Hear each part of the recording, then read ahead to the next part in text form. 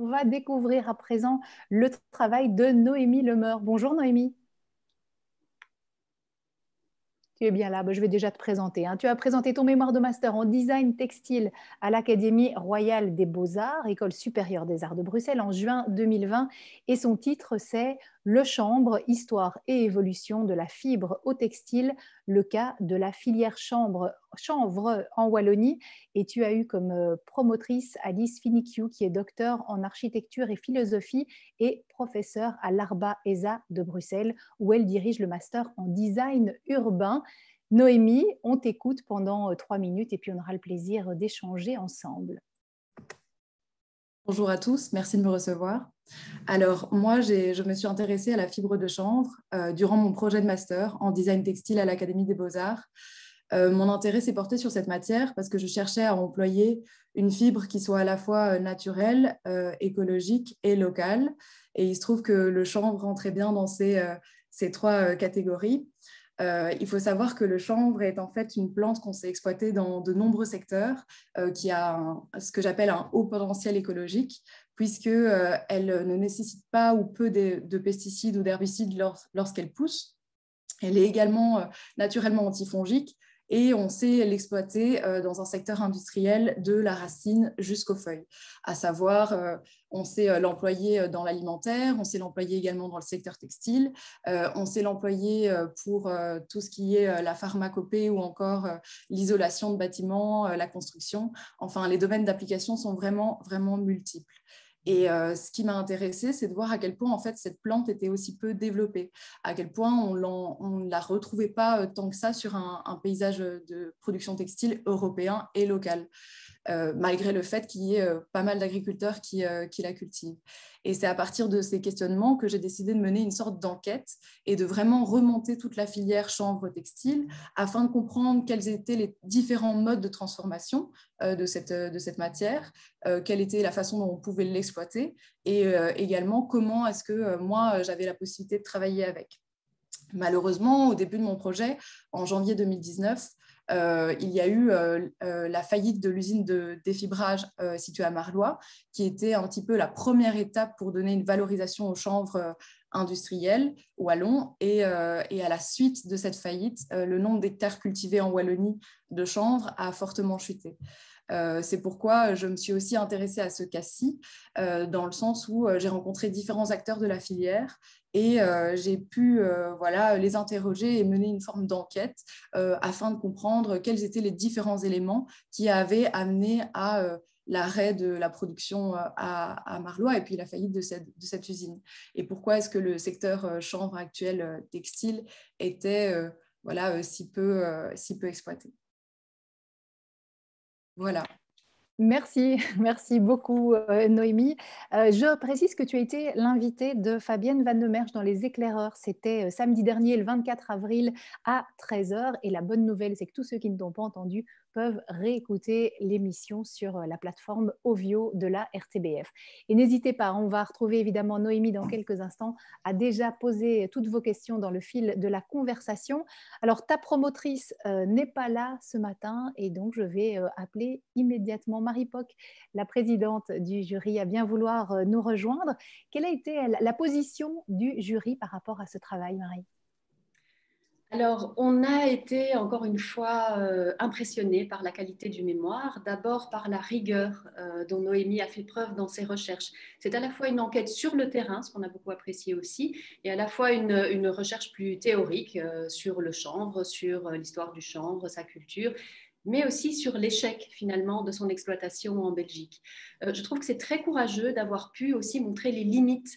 On a d'ailleurs rencontré pas mal de mémoires comme ça qui exploraient des sujets qui paraissent idéaux et puis qui finalement rencontrent des limites et puis qui finalement ne sont pas possibles à être exploités comme on le souhaiterait. Donc on a trouvé ça très très courageux. Ton travail a mis aussi en lumière la nécessité de changer de paradigme. On a tendance à protéger, à garder pour soi les informations, les secrets industriels, etc. Alors que justement l'avenir de la filière chanvre semble plutôt venir du partage et de la co-création. Merci beaucoup. Et on vous retrouvera, Marie, encore une dernière fois, évidemment, dans quelques minutes après le question-réponse et la présentation de Marie-Lys. Alors, on va passer justement à ces questions-réponses avec toi, Noémie. Tu parlais de faillite de cette fabrique. Est-ce que tu sais pourquoi l'entreprise a fait faillite? Il y a pas mal de raisons à cela et je ne vais pas toutes les énumérer, mais pour être assez concise, je pense qu'en fait, il n'y avait pas assez d'accords commerciaux fiables qui avaient été faits avec des industriels pour racheter la matière qui était transformée à Marlois. Ça, c'est le premier point. Le second point aussi, c'était une question de savoir-faire. C'est-à-dire qu'aujourd'hui, avec la délocalisation d'une grande partie de nos machines et de nos systèmes industriels, on a très peu de connaissances, ou alors pas assez, entre guillemets, autour de la manière de transformer cette plante et cette matière. Et de fait, la machine, de ce qui m'a été rapporté par rapport à la machine qui était utilisée à Marlois, celle-ci n'était pas totalement bien calibrée pour recevoir le type de plantes qui arrivait sur les lignes de défibrage. Et c'est ce qui a amené à plusieurs problématiques durant son utilisation à plusieurs reprises. Et donc ça, c'est le deuxième point. Et le troisième point, c'est aussi lié au fait que on ne sache pas, et c'est lié aux deux premiers points, on ne sache pas vraiment donner une valorisation à cette matière, puisque on n'a pas forcément les machines qui suivent derrière, on n'a pas forcément le savoir-faire et on n'a pas forcément les accords commerciaux. Donc tout cet ensemble a amené à cette faillite malheureuse de cette usine de défibrage. Alors, tu parlais de textile, mais est-ce qu'on peut faire des vêtements en chambre? Parce que la fibre a l'air un petit peu rêche, nous dit-on. Alors, oui, effectivement, on sait faire des vêtements en chanvre. C'est assez intéressant parce que nous, on a une image d'une fibre assez rêche et c'est réel. C'est quand même une fibre qui est très robuste et donc qui va même abîmer les machines qui la transforment puisqu'elle va les user. Mais de l'autre côté, on a vraiment fait des grandes avancées au niveau de la transformation du chanvre. Je ne parle évidemment pas d'ici en Belgique ou alors de manière plus globale en Europe, bien qu'en Europe de l'Est, il y a quand même un marché chanvrier qui est assez développé, mais essentiellement de la Chine, parce qu'en Chine, c'est vraiment l'endroit où la production chanvrière et l'exploitation du chanvre ne s'est jamais arrêtée, à la différence de nos pays européens et occidentaux. Et de fait, eux, ils ont vraiment réussi à développer une qualité d'un chanvre très fin, aussi fin parfois que du coton, avec une qualité de fil qui est vraiment très douce. On sait aussi le transformer avec différents types d'enzymes, on sait l'assouplir, et plus le chanvre va être porté, plus il va se bonifier. Ça fait partie de ces fibres qui vont vraiment gagner en plus-value dans le temps. Donc c'est une fibre qui est robuste, qui est résistante, mais qui aussi va s'adoucir plus on va l'employer et l'utiliser. Et pour reprendre l'exemple de la Chine, on sait aujourd'hui faire en Chine des jerseys en chanvre, donc c'est du tricot à partir de fil de chanvre, qui est très très fin et d'une très grande qualité. À tester. Alors, pensez-vous que la filière de textile wallonne ait un avenir sans l'usine de défibrage? Oui, oui, je pense qu'elle a un avenir. Je pense que cette usine de défibrage est aussi un moyen d'avoir on va dire, un bon exemple pour justement rebondir et essayer d'avancer. Parce qu'aujourd'hui, ce serait mentir que de dire que le chanvre s'arrête totalement et l'histoire du chanvre wallon s'arrête aussi.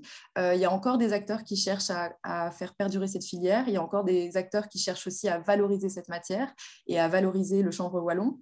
Et même pour sortir de la Wallonie, il y a aussi des essais, je le sais, qui sont faits en Flandre. Autour de cette fibre et autour de la plante de chanvre. Ce qui est important maintenant, c'est vraiment de faire tout un travail de recherche à nouveau, de recommencer un petit peu dès le début et de changer un petit peu la façon dont on a eu de faire les choses. Et aussi, si on veut une valorisation sur le marché en textile, il faut intégrer des gens du secteur textile qui connaissent cette matière, qui savent comment travailler avec ou qui ont aussi des attentes et un cahier des charges. Et ça, c'est très important, c'est qu'en fait, on travaille en collaboration avec tous les acteurs de cette filière pour qu'on puisse espérer un avenir. Alors, quelles sont les autres matières textiles produites ou que l'on pourrait produire en Wallonie ou en Belgique plus généralement? Les 3 fibres naturelles qu'on produit ici, c'est la laine, le lin, parce que la Belgique fait partie des fameuses régions, des fameux pays qui produisent du lin. Et notamment du côté de Courtrai, il y a vraiment encore une grande exploitation. Il y a aussi le musée de la Lys et du lin qui vaut le détour. Petit placement. Et de l'autre côté, il y a aussi laine, lin et chanvre. C'est les 3 fibres naturelles qu'on trouve ici. Alors, est-ce que le chanvre a plus de succès ailleurs qu'en Belgique? Tu parlais de la Chine, hein, où on fait des pulls. Et si oui, est-ce qu'il y a une raison particulière à ça? Alors, de là à parler de succès, je ne sais pas. Je n'ai pas fait vraiment d'études de marché sur la façon dont le chanvre était consommé de par le monde, c'est-à-dire dans le secteur textile. Je sais juste de sources que le chanvre a quand même un intérêt envers pas mal de consommateurs, qu'il y a pas mal de personnes qui s'y intéressent parce que c'est une ressource qui est vraiment intéressante d'un point de vue écologique, et même dans les capacités que la fibre de chanvre a, puisque c'est une fibre qui est vraiment très résistante et en même temps qui va être à la fois un super bon isolant acoustique et en même temps un isolant thermique. C'est aussi pour ça qu'on l'emploie en tant que fibre technique, en alliage avec des polymères pour des coques de voitures, par exemple, ou alors des composants de coques de bateaux, de scooters. Enfin, vraiment, elle a une valorisation dans l'industrie technique qui est assez folle et on ne s'en rend pas forcément compte. Et de l'autre côté, pour tout ce qui est textile, vêtements et ameublement, là, c'est une ressource qui a quand même un développement sur le marché en Chine et en Europe de l'Est également. Mais en termes de demande, je n'irai pas à dire que malheureusement, ça reste encore une fibre qui reste trop peu méconnue, et parce qu'elle est souvent associée aussi à son cousin cannabis, puisqu'ils viennent de la même variété, et de fait, c'est une fibre qui est quand même assez stéréotypée. Je me rappelle d'articles qui dataient de 2000 sur des vêtements en chanvre, et on disait faire des vêtements avec du chanvre, c'est quand même incroyable, alors que c'est une ressource qu'on a vraiment utilisée pendant une vingtaine de siècles. Donc, il y a quand même une mentalité à changer par rapport à cette plante et par rapport à ce qu'elle est. Mais justement, tu parlais du cannabis. Est-ce que sa production est plus réglementée, vu effectivement qu'on pourrait en faire une autre utilisation avec cette feuille?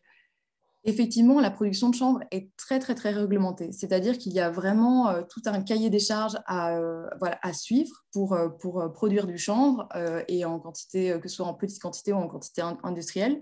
Déjà, les types de semences qui sont employées sont des semences qui sont certifiées, qui sont créées en laboratoire de semences. Il y a vraiment une recherche qui s'est faite autour des différentes semences de chanvre ces dernières années. Surtout qu'en fait, en fonction du type de semence et en fonction du type de graines qu'on va avoir, on va avoir une plante qui va avoir certaines caractéristiques, et donc qui va être utilisée dans différentes industries, qui va produire plus ou moins de graines, donc qui va être plus utilisée dans l'alimentaire ou alors dans la cosmétique, qui va produire plus ou moins de tiges, et ça va vraiment être des paramètres très importants pour ensuite une application industrielle sur le marché. Et après, de l'autre côté, oui, le chanvre est quand même soumis à un arrêté royal des drogues à une échelle européenne.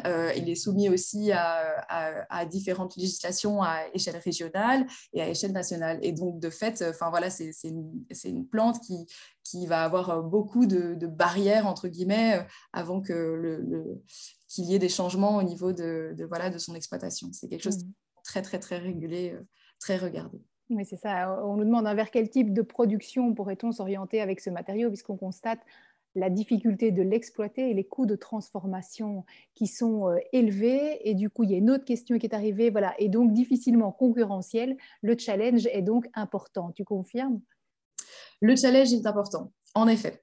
En plus, à cela, on ajoute tout ce qui est les systèmes de délocalisation qu'on connaît bien.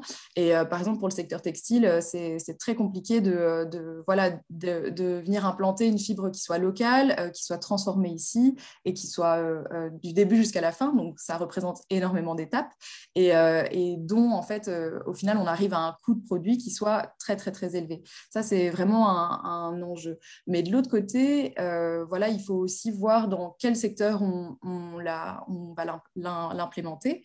Si c'est dans le secteur, par exemple, du prêt-à-porter, C'est imaginer des pièces qui soient assez intemporelles et qui vont vraiment durer dans le temps. Parce que le but, c'est voilà, d'exploiter cette ressource parce qu'elle a une très longue durée dans le temps.